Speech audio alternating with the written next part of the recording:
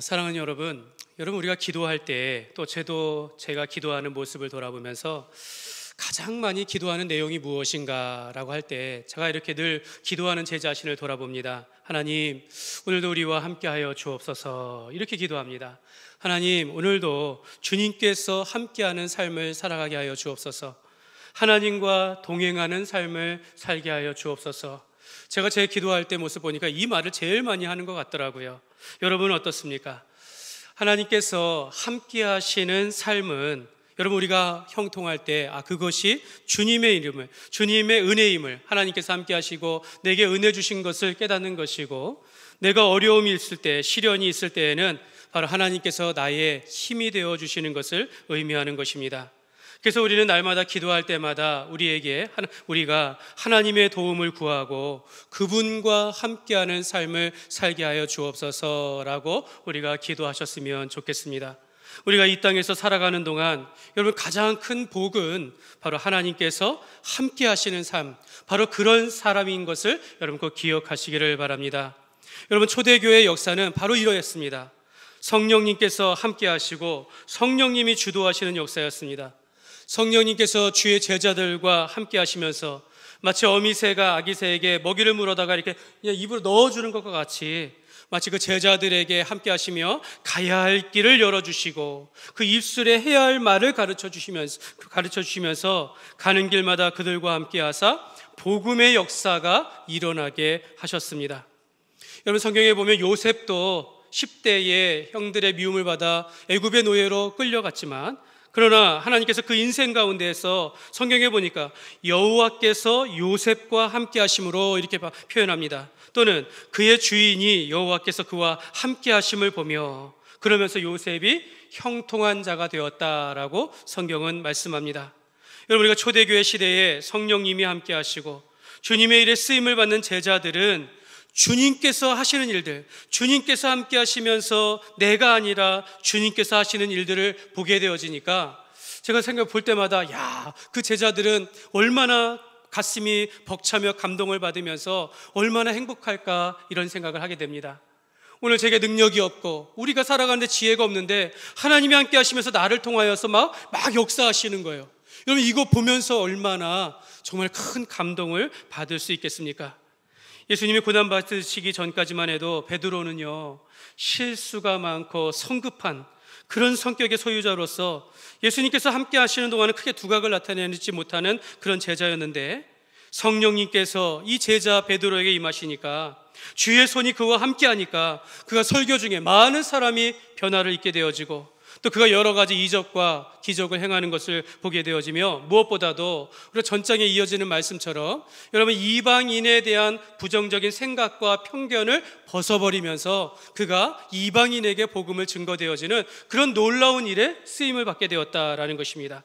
이방 선교의 문을 연 것, 이거 베드로를 통해서 시작한 것인데, 정말 그와 함께 하시면서 주의 일에 가장 큰 쓰임을 받는 인생이 바로 베드로의 인생이 아니었나 생각하게 되어집니다. 오늘 말씀 속에서 주님께서 함께 하셨기 때문에 일어났던 그 복음의 놀라운 일들을 우리가 살펴보기를 원합니다. 여러분, 19절 말씀에 보면 그때의 스데반의 일로 일어난 환란으로 말미암아 흩어진 자들이 베니게와 구브로와 안디옥까지 이르러 유대인에게만 말씀을 전하는데, 여기 말씀에서 그때에라는 거죠. 그때, 이거 두 가지로 해석할 수 있습니다. 하나는 앞에 말한 우리 베드로가 이방인 고넬료에게 복음을 전하면서 하나님께서 이방인에게도 생명 얻는 회개를 주셨다라는 이런 소문이 일어나는 그때에라는 것입니다. 하나님이 베드로를 통해서 역사하시면서 이제는 유대인이 아니라 이방인에게도 복음이 전해지기 시작하는구나. 특히 예수님의 수제자인 베드로가 그런 일을 하니까 공신력이 있는 거예요. 그러니까 신자들이 용기를 얻어서 복음을 전하기 시작하는 그때라는 것을 말하는 겁니다. 또 한 가지 그때라는 것은요, 바로 스데반이 죽음이 이를 때 그때를 말합니다. 사도행전 7장에 가보면요, 스데반 집사가 공회 앞에서 설교를 하는 중에 많은 사람들이 마음에 찔림을 받는데, 그 가운데 유대인들이 귀를 닫고 달려들어서 그를 끌어내어가지고 성 밖으로 끌어내가지고 돌을 쳐가지고 그를 죽게 하였다라고 말합니다. 그 스데반의 죽음으로 인하여, 그 사건으로 인하여서 예루살렘에 있는 신자들이 유대인들의 핍박을 받아서 그 안에 있던 신자들이 예루살렘을 벗어나 사마리아로 가고 저 북쪽으로 가고 예루살렘을 이스라엘을 벗어나 소아시아에까지 막 흩어지게 되어지는 바로 그때를 말하는 것입니다. 그렇게 흩어진 신자들이, 박해를 피해서, 핍박을 피해서 도망간 그 신자들이 자기가 있는 그 자리마다 말씀을 증거하기 시작했다라는 것입니다. 이로보건대 여러분, 하나님은요, 하나님의 뜻을 이루시는데, 특히 주 예수의 복음을 전파하시는 데 있어서 고난과 핍박과 박해를 받는 방법을 통해서도 이 복음이 증거되게 하신다라는 것입니다. 근데 여러분, 성경의 역사를 보고 여러분 우리의 삶을 돌아보니까 오히려 고난받고 힘들고 어려울 때 주의 복음이 더 많이 전파되는 것을 우리가 깨닫게 되어집니다. 여러분, 우리가 교회가 서로 사랑하며 또 하나 되고 협력하면서 주님의 뜻을 이뤄가면서 부흥하며 성장하면 참 좋겠지만, 때로는 교회 안에 싸움과 분열 가운데서도 그 가운데 열심히 하는 사람들을 통해서 교회가 성장하기도 한다는 것입니다. 빌립보서 1장 15절 말씀에 보면, 우리 같이 읽겠습니다. 어떤 이들은 투기와 분쟁으로, 어떤 이들은 착한 뜻으로 그리스도를 전파하나니. 여러분, 이 본문의, 이 빌립보서 1장의 본문의 전후 사정을 보면 지금 사도 바울이 감옥에 갇혀 있어요. 근데 그 사도가 감옥에 갇혀 있으니까 뭔가 이유가 있는 거 아닙니까? 그냥 이런 거에 대한 모함을 하는 겁니다. 지도자가 없으니까 교회가 혼란을 받기 때문에 그때를 틈을 타가지고 투기와 분쟁을 통해서 그 가운데 열심을 내는 사람들이 있다라는 겁니다. 어찌됐든 그런 사람들을 통해서도 또 이렇게 교회가 또 이렇게 그리스도의 복음의 말씀이 전파된다라는 겁니다. 근데 어떤 사람은 사도 바울이 이 감옥에 갇혀 있으니까 정말 그들이 함께 모여가지고 특심으로 같이 기도하면서 그를 위하여 합심하여 기도할 때 또 그런 사람들을 위해서 복음이 전파된다라는 것입니다. 사도 바울의 입장에서 봤을 때 자신의 매임을 이용하여서 살아가는 그런 사람들 보면 좀 마음이 괴롭고 상처가 될 만한 일이지만, 그러나 투기와 분쟁이든 그러나 마음을 합하여서 하든 이렇든 저렇든 그리스도의 말씀이 증거되니 하나님 앞에 감사하다라고 말하는 것입니다. 사랑하는 여러분, 하나님께서는 하나님의 뜻을, 그의 뜻을 반드시 이루어 가십니다. 여러분, 인간의 사정을 보는 것이 아니라 하나님은 하나님의 뜻을 이루어 가신다라는 것입니다. 여러분, 이스라엘 백성들이 그 하나님의 군대가 되어서 가나안을 정복할 때가 있어서 하나님의 축복을 받아 그 가나안 땅에 정착하게 되었지만, 그리고 반대로 이 백성들이 하나님을 떠나고 죄악 가운데 있을 때 오히려 하나님은 이방 나라를 들어서 이스라엘을 징계하셨다라는 것입니다. 여러분, 하나님께서는 반드시 그의 공의로우심과 그의 뜻을 이루어 가신다라는 것입니다. 하나님이 이스라엘을 넘어 이방 세계로 복음을 전파하는 일에 행하심에 있어서 스데반 집사의 한 사람의 순교로 인하여 예루살렘에 있는 신자들이 흩어짐을 통해서 그들이 고난과 박해 가운데 오히려 복음이 전파되게 하셨다라는 것입니다. 초대교회의 복음이 유대를 넘어서 이방의 땅으로 전파되는 가운데 오늘 하나님께서 오늘 본문의 말씀을 통하여 어떤 사람을 통하여서 큰 일을 행하시는지 우리가 한번 살펴보기를 원합니다.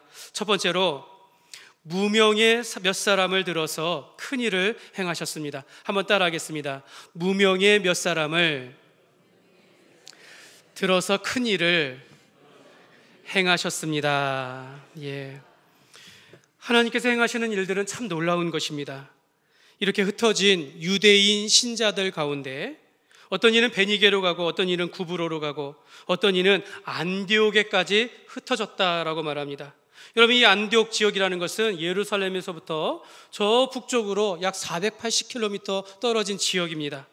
여러분, 그곳에서도 이 도망 나온 신자들이 복음을 전하는데, 처음에는 유대인들에게만 복음을 전하다가 이 구레네 출신과 또 이 구브로 출신의 몇몇의 신자들이 이 안디옥에 와서 그곳에 사는 헬라인들에게, 그곳에서 만나는 사람들에게 자기가 있는 그 자리에서 주 예수를 전하였다라는 겁니다. 이 복음을 전한 사람이 사도가 아닙니다. 이게 중요합니다. 장로도 아니고 파송을 받은 어떤 선교사가 아니라 평신도가 나아가서 그냥 복음을 전했다라는 거죠.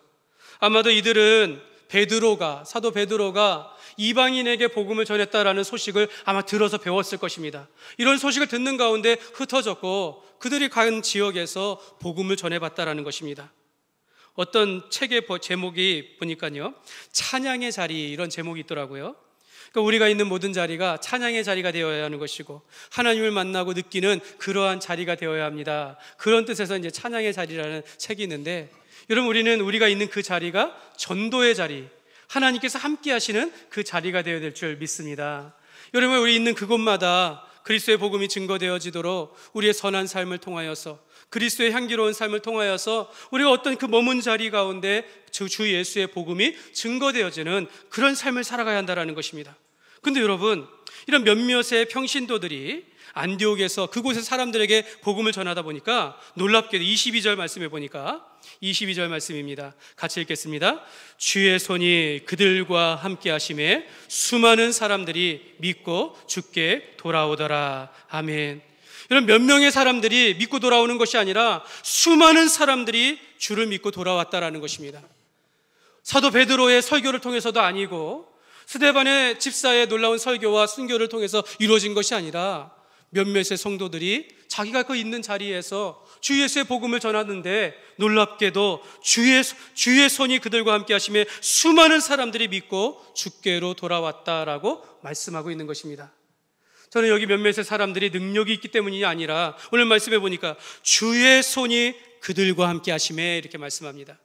주님께서 그들과 함께 하심에, 그들은 입술을 전하여 그가 믿는 예수를 전했는데 이걸 통해서 수많은 사람들이 믿고 돌아오는 역사가 일어났다라고 말씀하고 있는 것입니다. 여러분, 이 장면은요, 최초의 이방 선교 안에서의 부흥의 장면을 보여주고 있는 겁니다. 최초의 이방 선교 가운데 놀라운 부흥의 역사가 시작된 것을 보여주고 있습니다. 그러면서 이 안디옥 교회, 최초의 이방인 교회 안디옥 교회가 세워지게 되는 것입니다. 여러분, 우리가 한 가지 주목할 점은요, 이 안디옥에서의 놀라운 부흥의 역사, 복음의 역사가 일어난 것은요, 그 주역들, 그 복음을 전한 사람들의 이름이 등장하지 않는다라는 겁니다. 이 사람들은 사도도 아니고 장로도 아니고 그저 박해로 인하여 흩어져 가지고 자기 고향도 아니에요. 이들은 구레네에서 또는 구브로에서 사람들인데 이 안디옥에서 복음을 전하다가 그런 놀라운 역사를 자기들이 현장에서 경험하게 된 것입니다. 여러분, 이 안디옥 지역은 예루살렘에서 무려 480km나 떨어진 이방인의 도시인데 로마의 그 속한 도시 가운데 세 번째로 큰 도시라고 합니다. 수리아의 수도라라고 할 정도로 하면서 인구 50만이 넘는 도시인데, 근데 그곳은 정말 많은 사람들이 있는, 정말 그곳에 숨어들어서 들어간 유대인들이었는데 이들이 신자들이 복음을 전하다가 놀라운 일이 벌어진 것입니다. 사실 여러분, 이 도시는요, 역사적으로 보면 도덕적으로 매우 타락한 도시였다라고 합니다. 이 도시 안에 헬라의 아데미와 아폴로 신을 숭배하는 다페네 신전이라는 곳에는요, 매우 음탕한 종교의식이 일어나면서 방탕과 사치가 가득한 그런 도시였다라고 합니다. 이런 죄악의 도시에 박해를 피해 도망온 신자들 몇 사람에 의해서 복음을 증거되기 시작하더니 놀라운 부흥이 일어나기 시작했다라는 것입니다. 그리고 이 이방인 교회를 통해서 사도 바울이 이 선교사로 파송을 받고 또 이방 선교에 중요한 역할을 하는 그런 교회로 성장하게 되어집니다. 특별히 26절 말씀에 보면 만남에 안디옥에 데리고 와서 그 밑줄 친 것을 보면요, 제자들이 안디옥에서 비로소 그리스도인이라 일컬음을 받게 되었더라. 안디옥 교회의 성도들을 통하여, 안디옥 교회에서 자란 제자들을 통해서 비로소 세상들로부터 그리스도인이다라는 칭함을 받게 되었다라는 것입니다. 여러분, 그리스도인의 시작이 바로 안디옥 교회였다라는 것입니다. 여러분, 예수님을 믿지 않는 사람들은 기독교인, 그리스도인 하면은 이렇게 오해하고 좀 이렇게 미워하며 그런 배척하는 말로 들리겠지만, 신자에게서 그리스도인이라는 것은요, 영광스러운 호칭이에요. 성도라는 것이죠. 여러분, 그리스도인이라는 것은요, 헬라어로 보니까 크리스티아노이라고 합니다. 크리스티아노이. 이게 헬라어로 크리스토스랑 라틴어 이아누스가 합친 말인데 그리스도인다운 이런 뜻입니다. 그리스도에게 속한, 이런 뜻입니다. 그러니까 저 사람들은 예수에 속한 사람이다, 이런 뜻이라는 겁니다. 이때로부터 유대교와 완전히 기독교가 완전히 벗어나 분리되어 가지고 유대교인이 아니라 그리스도인이라, 기독교인이다, 이렇게 불림을 받게 되었다라는 것입니다. 사랑하는 여러분, 하나님께서는 무명의 몇 사람을 통하여서 그들과 함께 하시면서 하나님의 놀라운 일을 행하셨습니다. 여러분, 주님의 손이 함께 하시면 이름도 없는 몇 사람의 헌신을 통해서라도 하나님께서 그 뜻을 이루시고 놀라운 기적이 일어나는 것을 여러분 믿으시기를 바랍니다. 저는 생각해봐요. 왜 이 중요한 일에 이름이 없을까? 생각해보니까 두 가지인 것 같아요. 하나는 정말로 그들의 이름을 알 수 없을 정도로 정말 무명의 사람이었던 거예요. 그러니까 아무도 그거를 이제 체크하지 않았던 겁니다. 아니면 그들이 자기의 이름이 기록되지 않기를 원했을 수도 있겠다, 이런 생각을 합니다. 그러나 여러분, 저들의 이름은 생명책에 기록된 것이고 주님께서 저들의 이름을 알고 계신 것이며 저들이 행한 일들은 영원히 기억될 것이니 여러분, 이보다 영광스러운 삶은 없는 것입니다. 사랑하는 여러분, 저와 여러분이 주의 손이 함께하는 여러분 그런 축복의 삶을 살아가시기를 주님의 이름으로 축복합니다. 아마도 목사인 저는요, 이미 이름이 알려졌어요. 우리 장로님들, 권사님들은요, 안수집사님들은 이미 우리 교회의 역사 가운데 이름이 지금 이미 기록되어 있어요. 이미 우리는 유명한 사람들입니다. 근데 여러분, 우리가 이런 일들로 인하여 유명한 것을 우리가 바라는 것이 아니라, 여러분, 우리가 하나님의 일을 할 때에는, 하나님의 역사를 통해서 일어날 때에는 내가 무명이어도 좋다, 이런 마음을 가지고 우리가 주님 앞에 살아가야 될 줄 믿습니다. 저는 이미 이름이 알려져 있으니까, 목사님은 이런 거 좋아하더라, 뭐 이런 거 잘하더라, 이런 흠이 있어, 벌써 알려졌어요.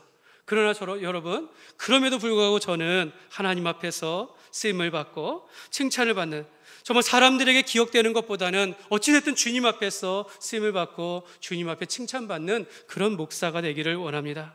여러분, 사랑하는 여러분, 이 세상에서는 우리가 알아주지 아니하고 보잘것없는 사람이라 할지라도 오늘 본문에 등장하는 무명의 몇 사람들처럼 여러분, 작은 주의 일이라도 행하면서 여러분 주의 손이 함께 하시면 이보다 더 아름다운 인생이 없다라는 것 여러분 꼭 기억하시길 바랍니다.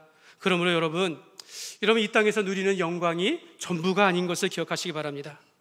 여러분, 주님과 함께하여서 주님의 손에 이끌림을 받는 그 인생이 가장 아름다운 인생이요 복된 인생이 될 수 있다는 것을 기억하시기를 바랍니다. 그러므로 여러분 우리가 있는 이 자리가 하나님 앞에 예배하는 자리요 찬양의 자리가 되어지고, 여러분 우리가 나아가서 있는 그 자리가 그리스도의 향기가 있는 자리가 되어서 무명이어도 주의 손이 함께 하시는 복된 인생이 되어서 하나님의 놀라운 일들을 행하시고 경험하는 그런 삶이 되시기를 주님의 이름으로 축복합니다. 두 번째로 하나님은 착하고 성령과 믿음이 좋은 사람을 통해서 역사하십니다. 한번 따라하겠습니다. 착하고 성령과 믿음이 좋은 사람을 통해 역사하십니다. 여러분, 안디옥에 수많은 사람들이 예수 믿고 돌아왔다라는 이 소식이 그 멀리 예루살렘까지 이제 소문이 들린 거예요. 예루살렘 교회에서 즉시로 한 사람을 파송합니다. 그 사람이 바로 바나바입니다. 바나바를 그들의 교회로 보내는 거예요. 안디옥 지역으로 보내서 가서 정말로 그런 일들이 맞는가, 주의 복음의 역사가 일어나는지를 한번 살펴보고, 그리고 그것이 맞다면 그 교회를 도우라라고 하면서 보내게 된 것입니다. 제가 보기에는 이 예루살렘 교회가 안디옥으로 바나바를 사역자로 보낸 것은요 갑작스럽게 이루어졌다라고 생각합니다. 전혀 예상하지 못한 상황에서 이루어졌다라고 저는 그렇게 생각합니다. 여러분, 안디옥에서 부흥의 물결이 일고 있다라는 소식을 듣고 예루살렘 교회는 정말로 준비된 사람 바나바를 파송하게 된 것입니다. 여러분, 우리가 주의 손이 함께하고 주의 일에 쓰임받는 일꾼이 되기 위해서는요 여러분, 이렇게 바나바와 같이 준비된 사람이 되어야 한다는 것입니다. 여러분, 주인이 쓰시겠다 하면 언제든지 내어줄 수 있는 그런 준비된 그릇이 되어야 한다는 것이죠. 여러분, 우리가 바나바와 같이 언제 어느 때든지 주님께서 원하시면 그런 쓰임받을 수 있는 믿고 맡길 만한 그런 일꾼이 되어야 될 줄 믿습니다. 여러분, 24절 말씀에 보면 바나바가 어떤 사람입니까? 바나바는 착한 사람이요 성령과 믿음이 충만한 사람이라. 이에 큰 무리가 주께 더하여지더라. 하나님은 착하고 성령과 믿음이 충만한 사람을 통해서 많은 사람들을 섬기는 자리로 이끄신다라는 것입니다. 바나바는 성령과 믿음이 충만하면서도 매우 착한 사람이었습니다. 이런 바나바의 앞으로도 계속 나오겠지만, 바나바를 보면 그가 착하다라는 것은 그의 성품을 의미합니다. 성품적으로 유순하고 또 선하고 화목하게 하는 그런 사람이었다라는 것입니다. 바나바는 성령을 받아서 모든 일을 믿음으로 행하면서도 또한 사람들의 마음을 돌봐줄 줄 아는 그런 사람이었다라는 것입니다. 하나님은 착하고 성령과 믿음이 충만한 바나바를 안디옥 교회로 파송하여 안디옥 교회 최초의 사역자가 된 것입니다. 바나바는 안디옥에 도착해서 정말 보니까 정말 주님의 역사가 일어난 거예요. 하나님의 은혜로 일어난 일들을 보고 기뻐하면서 제일 먼저 한 것이 무엇이냐면 사람을 돌봤다라는 것입니다.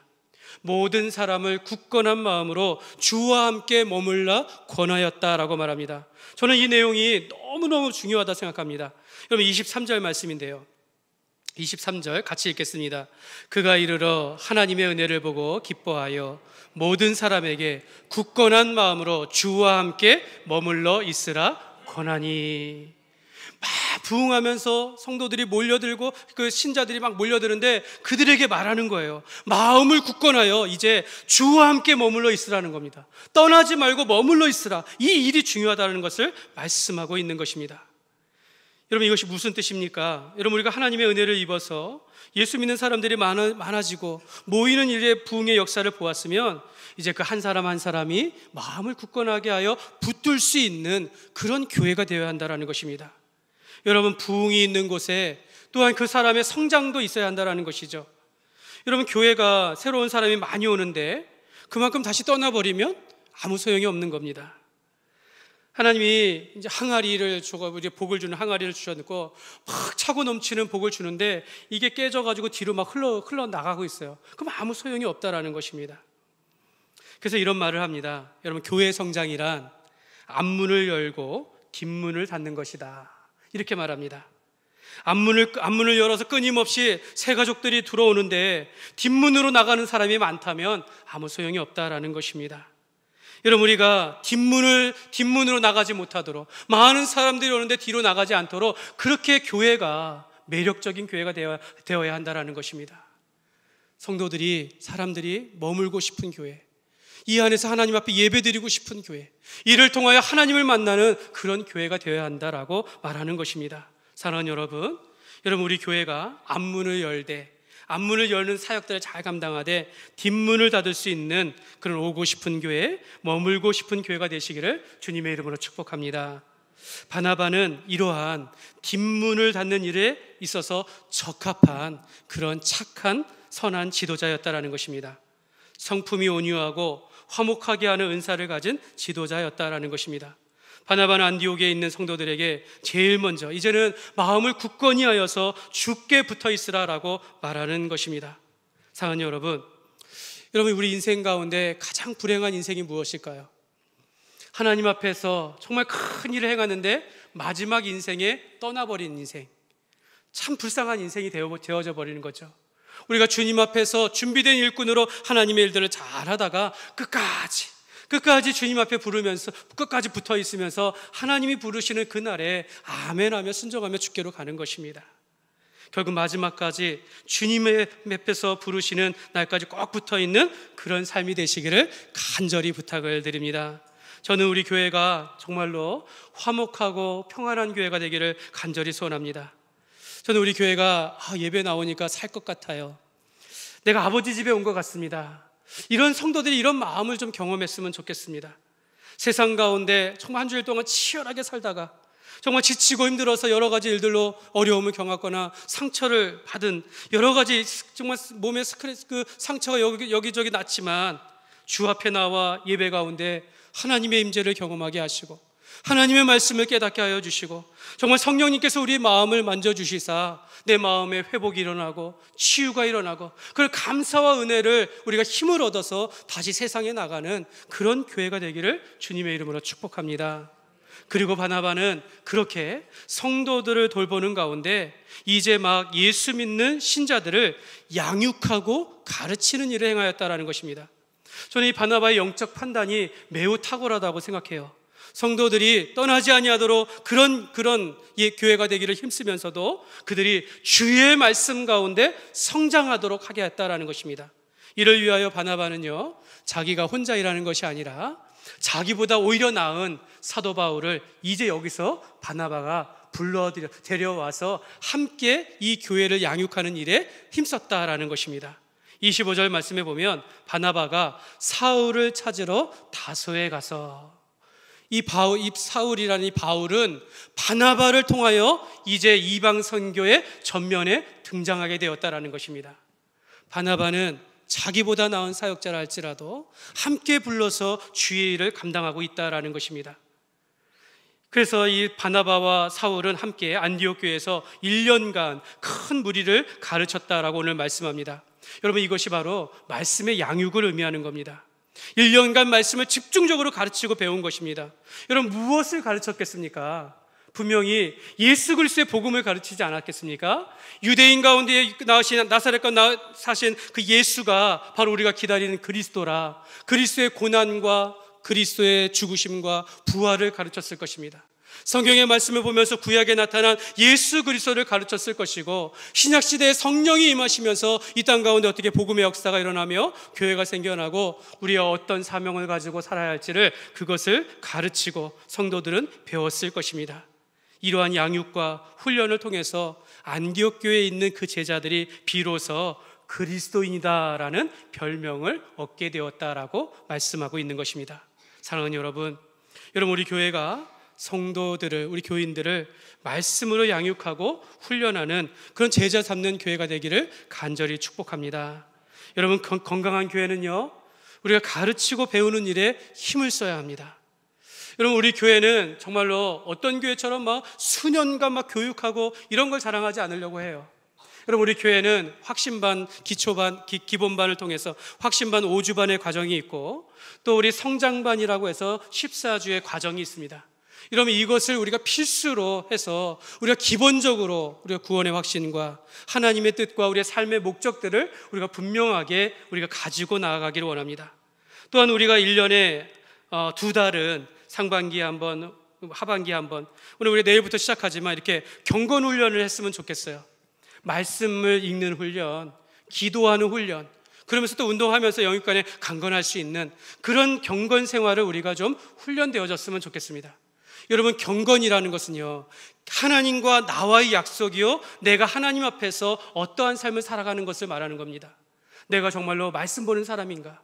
내가 정말로 기도하는 사람인가? 내가 정말 주님과 함께하는 삶을 살아가는 것인가? 여러분, 어렵지 않게 하는 거예요. 어떤 교회는요, 지난 여름에 하루에 18장씩 읽게 하시면서 2달 동안 다 구약성경 다 읽게 했더라고요. 그러니까 중간에 포기하는 사람들이 많아지는 거예요. 여러분, 저는 모든 분들이 참여했으면 좋겠습니다.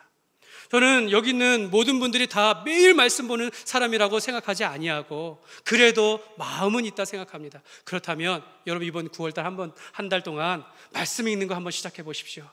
여러분이 말씀 읽는 것, 또 뜻을 정하여 기도하는 것 한번 시작해 보기 원합니다. 또 저는 우리 교회가 1년에 2번 특별 새벽 기도회를 합니다.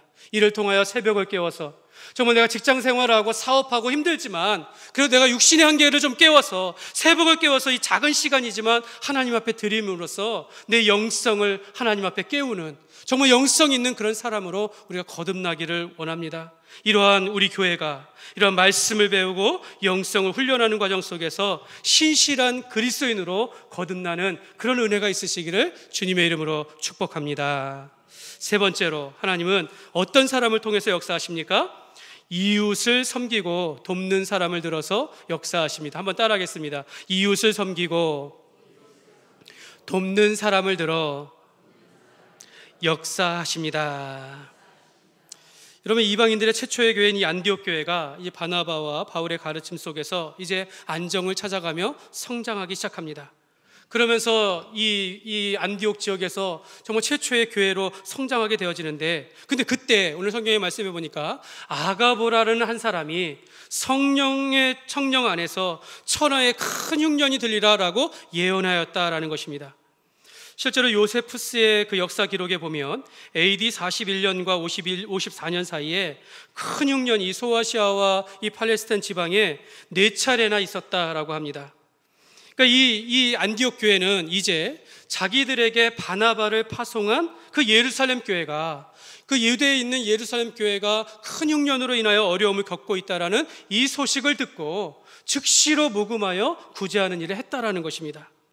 여러분, 예루살렘 교회는 지금 2중 3중으로 어려운 일을 당하고 있어요. 한편으로는 유대인들의 핍박을 받고 있는 것이고, 그러면서 그런 고립된 사회 속에서 살아가고 있는데 흉년이 들어서 더욱 어려운 시간을 보내고 있다는 겁니다. 그때 이 안디옥 교회가 어떻게 했습니까? 29절과 30절 말씀입니다. 같이 읽겠습니다. 제자들이 각각 그 힘대로 유대에 사는 형제들에게 이를 실행하여 바나바와 사울의 손으로 장로들에게 보내니라. 여러분, 여기서 보면 작정하였다라는 말이 나옵니다. 이거는요, 미리 준비하였다라는 뜻입니다. 아가보가 예언하였을 때 그 흉년이 들 거를 대비하여 어려운 사람을 돕기 위하여, 어려운 교회를 돕기 위해서 미리 준비하였다라는 것입니다. 그러면서 그들이 각각 그 힘대로 부조하였다라는 것이죠. 그거를 바나바와 사울을 통하여 예루살렘 교회에 그 헌금과 양식을 보내게 되었다라고 말씀하고 있는 것입니다. 여러분, 이처럼 우리는요, 남을 돕고 섬기는 사역을 할 때, 여러분, 그냥 우리가 이제 마음에 들 때만 하는 것이 아니라 때로는 우리 교회로서 구제와 선교를 위해서 주님께서 우리에게 맡겨주신 사명이라 여기면서 우리가 미리 준비하여 하나님 앞에 우리가 예물을 준비해야 한다는 것입니다. 하나님이 기뻐하시는 일임을 안다면 우리가 이 사명을 감당하기 위해서 우리도 미리 계획하여 반드시 실천해 나갈 수 있는 그런 책임 있는 교회가 되어야 한다는 것입니다. 여러분, 누가복음 6장 38절에 보면 이렇게 말씀합니다. 같이 읽겠습니다.